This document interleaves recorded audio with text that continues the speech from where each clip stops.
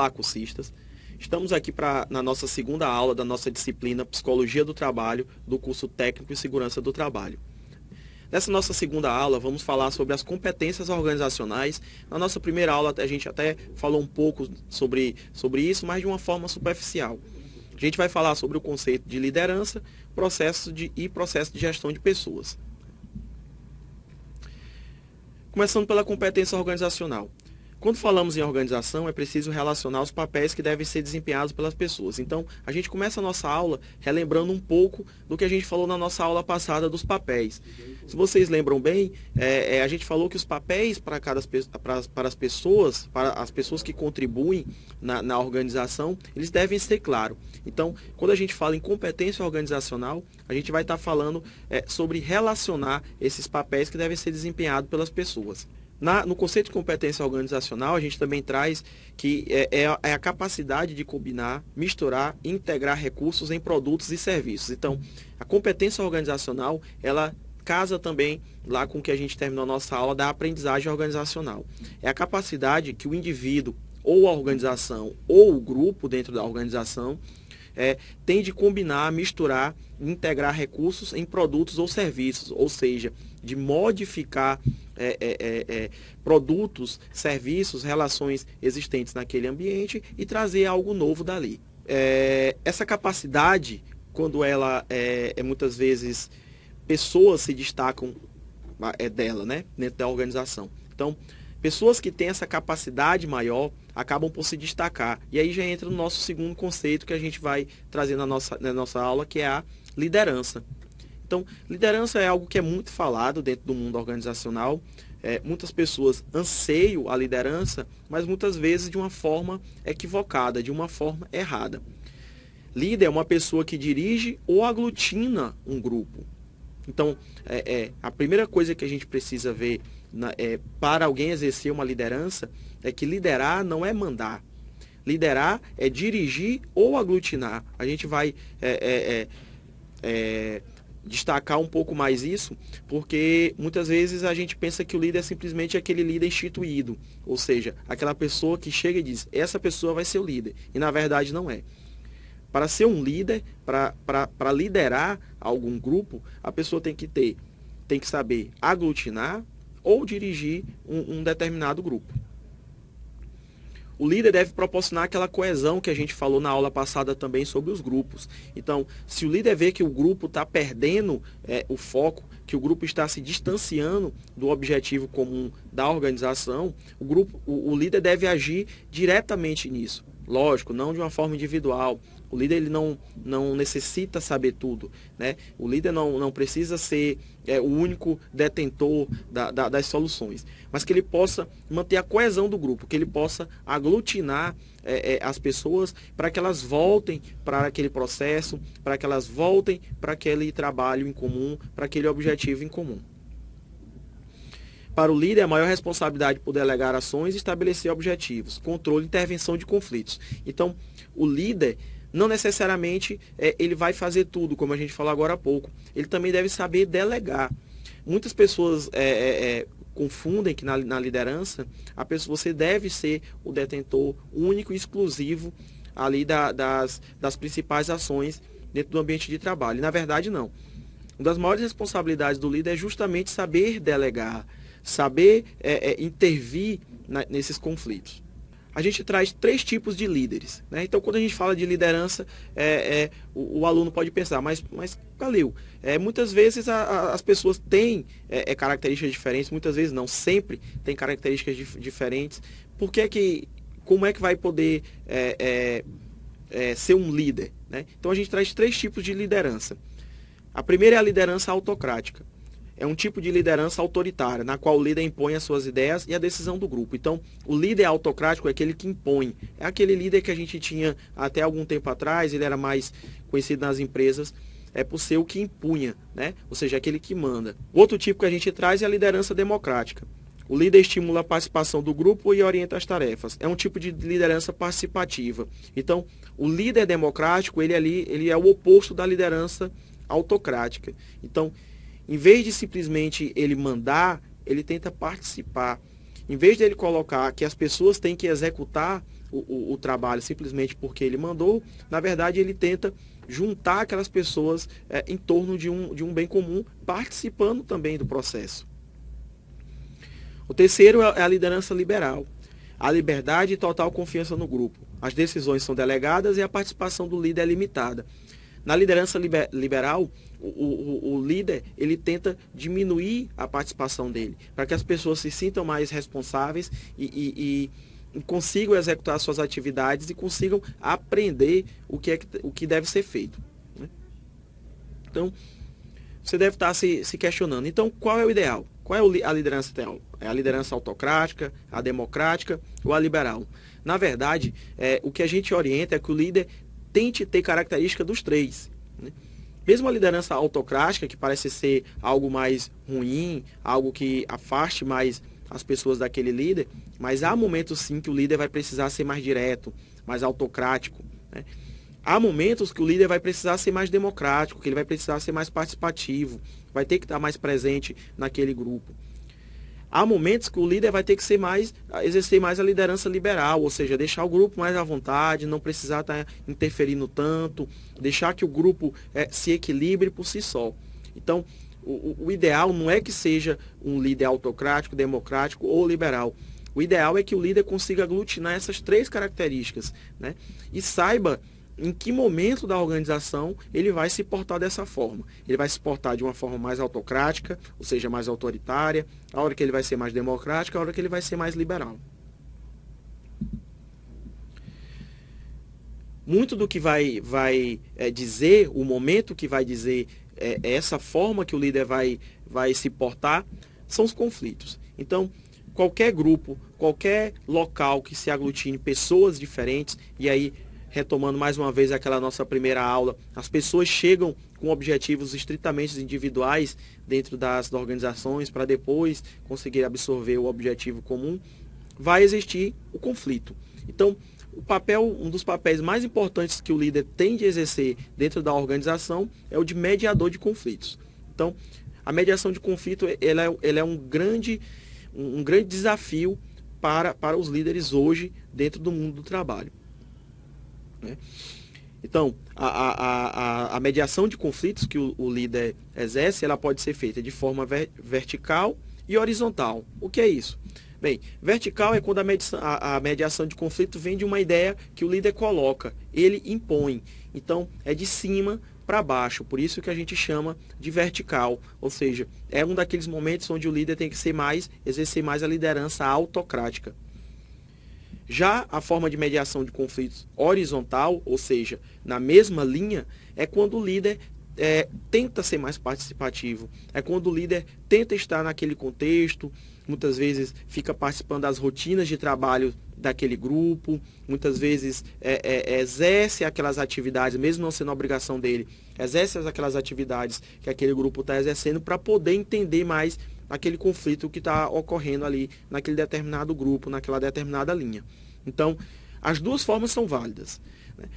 Tanto é válida a mediação de conflito vertical, ou seja, o líder colocando a forma que ele acha mais conveniente de resolver aquele conflito, aí lógico, acaba por exercer uma maior responsabilidade, já que ele está colocando, como também a forma horizontal, ou seja, a forma quando ele participa daquele momento, participa daquela rotina de trabalho para entender mais aquele conflito.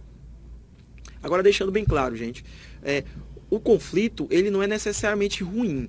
Né? É lógico que você quer um grupo estável, um grupo onde os problemas só sejam decorrentes do trabalho em si, da atividade laboral em si. Mas muitas vezes esse conflito ele gera a aprendizagem organizacional que a gente falou lá atrás. Então, às vezes o conflito vem e acaba por trazer uma faceta positiva, né? Que muitas vezes traz a coesão do grupo, muitas vezes o grupo está disperso e aí, por conta daquele conflito, o grupo volta a se unir novamente. É lógico, é negativo você ter um conflito? Sim, mas muitas vezes a resolução, a mediação desse conflito acaba por trazer também uma faceta positiva. Um outro tópico que os líderes têm que trabalhar muito com seus grupos é a motivação. Então, a gente traz aqui um conceito bem simples de motivação, que é também um outro tema que as pessoas têm uma ideia, vamos dizer assim, um pouco errônea, né, sobre o que é motivação. Então, a gente traz aqui o que é motivação. Força, energia que nos impulsiona na direção de alguma coisa. É um motivo para a ação. Então, assim, gente, a motivação é o que te faz andar.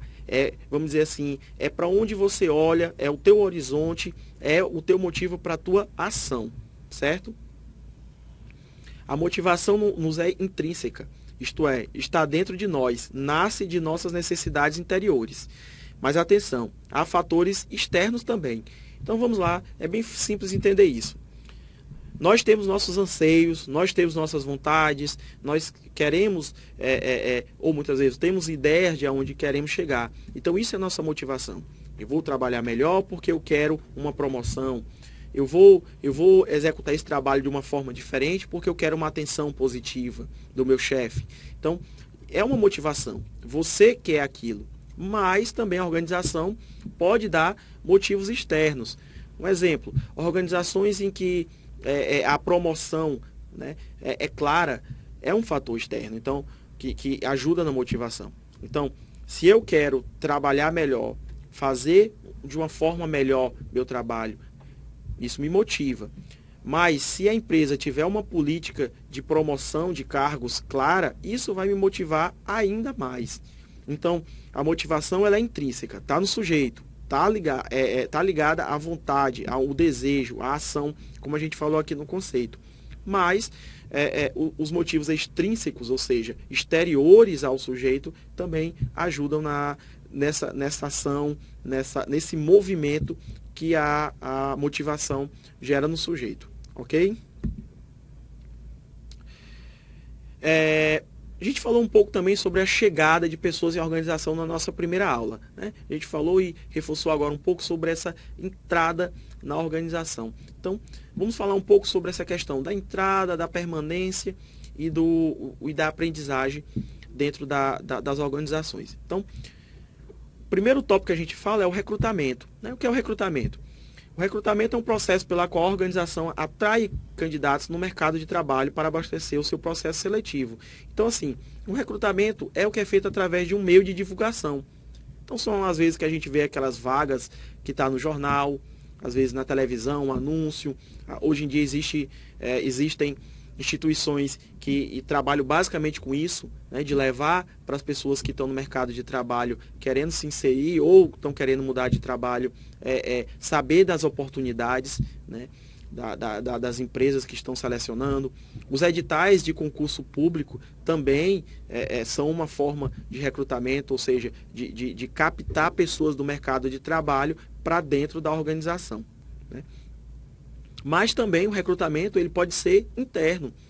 Muitas vezes a empresa vai abrir um departamento novo ou vai criar um novo cargo de chefia. Ele pode, dentro da própria empresa, fazer esse recrutamento, abrir um processo de seleção interno, né? Então, o recrutamento ele é externo, quando a empresa tenta pegar pessoas, a organização tenta pegar pessoas que estão no mercado de trabalho, seja sem trabalhar ou trabalhando em outras organizações, enfim. Mas ele também pode ser interno, quando a empresa seleciona dentro da própria organização ali pessoas para exercer uma nova forma de trabalho. Depois de fazer esse recrutamento, depois de fazer essa divulgação, né, do que está selecionando, do perfil que está selecionando, é importante que a empresa tenha a descrição do cargo, a análise e a descrição do cargo, que é um trabalho que a psicologia faz também muito bem dentro das organizações. Ela vai fazer a seleção em si. Então, a seleção ela é uma escolha sobre metodologia específica, né, ou seja, método, técnicas específicas, de candidatos ao emprego. Então, aqueles candidatos lá que tiveram acesso àquele meio de divulgação que a empresa divulgou, chegam até a empresa e eles vão passar por essa seleção. Então, lembrando sempre, gente, a seleção ela tem que ter metodologias específicas, claras, ou seja, para que se possa entender aquela pessoa e perceber se realmente ela está adequada àquele cargo que ela está pretendendo. Quais são as etapas da seleção? Primeiro, a entrada, é onde se faz o recrutamento dos candidatos que a gente estava falando agora há pouco. Então, é o sujeito que viu lá a vaga na internet, viu numa dessas empresas que a gente falou agora há pouco, específicas de recrutamento, desculpa, e chega até a empresa levando. Hoje em dia é inevitável, é imprescindível, você tem que ter um currículo, né? Entregar lá o currículo com a sua experiência profissional, a sua experiência lá de ensino. Essa é a etapa da entrada. Depois a gente tem o processamento, que é a aplicação de ferramentas e estratégias que viabilizem analisar o perfil dos candidatos. Aí vai testes psicológicos, claro, se for um psicólogo, né? Entrevistas, dinâmicas de grupo, há também ali análise do currículo, e aí vai depender do selecionador lá o que é que ele vai, qual a metodologia que ele vai usar. Depois a gente tem a saída, que é o encaminhamento do candidato para a entrevista com a chefia responsável. Então, a saída é que depois dessa parte do processamento, a pessoa já vai lá ter contato com o ambiente. Lembrando, as pessoas muitas vezes, nessa etapa aqui de processamento, só para ter sido levada para a entrevista, acham que já estão selecionadas para o cargo. Na verdade, não. A entrevista com a chefia, o momento com a chefia, que muitas vezes pode ser coletivo ou individual, aí vai depender novamente da empresa, ela é só mais uma etapa da seleção. Então, muito cuidado para não cometer esse equívoco. E por último, a gente tem a avaliação médica admissional, né? Então, quando a pessoa entra, a empresa, seja ela pública ou privada, solicita exames, né, de saúde para que você saiba com que problema que você está entrando ou não, ou se você está entrando com a sua saúde sem nenhum problema. E aí já vai ser até tema da nossa terceira aula, ver a questão das doenças ocupacionais. Né? Então, é imprescindível que a empresa solicite esse atestado médico admissional e também existe o atestado médico demissional. Né? Já dentro da empresa, vai haver o treinamento. O que é o treinamento? É um meio de desenvolver competência nas pessoas. Então, quando a gente falou em aprendizagem, na aula passada, a gente falou, olha, a aprendizagem ela é ativa, ela é diária, ela pode ser nas relações, mas também existe a aprendizagem formal, que é justamente o treinamento. É quando a organização percebe que está precisando treinar, está precisando desenvolver competências naquele grupo, naquelas pessoas, para melhorar a sua atividade fim, o seu objetivo. Então, meio desenvolver competências nas pessoas para que elas se tornem mais produtivas, criativas e inovadoras, a fim de contribuir melhor para os objetivos organizacionais. Então, o treinamento é uma maneira eficaz de agregar valor às pessoas. Então, muitas vezes as empresas acham que estar pagando um treinamento para o seu funcionário é um gasto, na verdade é um investimento, porque aquele funcionário treinado, ele vai trabalhar melhor, ele vai desenvolver competências para executar um trabalho melhor. O treinamento tanto ganha o funcionário, porque ele vai ser mais capacitado, como também ganha a própria organização, porque sabe que vai ter uma pessoa ali com competências mais desenvolvidas ou enfim, gerar competências, né? Às vezes a empresa chega em um determinado momento e diga, não, a gente está precisando que as pessoas tenham essa competência e não consegue achar, então é o momento de fazer o treinamento. Muito bem, gente, esses eram os nossos objetivos, os conteúdos que a gente tinha para passar nessa nossa segunda aula. Novamente, a gente pede a participação nos nossos fóruns, a atenção com as atividades de casa e também está sempre lendo lá o nosso material, que tem todo esse conteúdo que a gente traz para você estar revendo a aula novamente e estudando junto com o seu material. Muito obrigado e até a nossa próxima aula.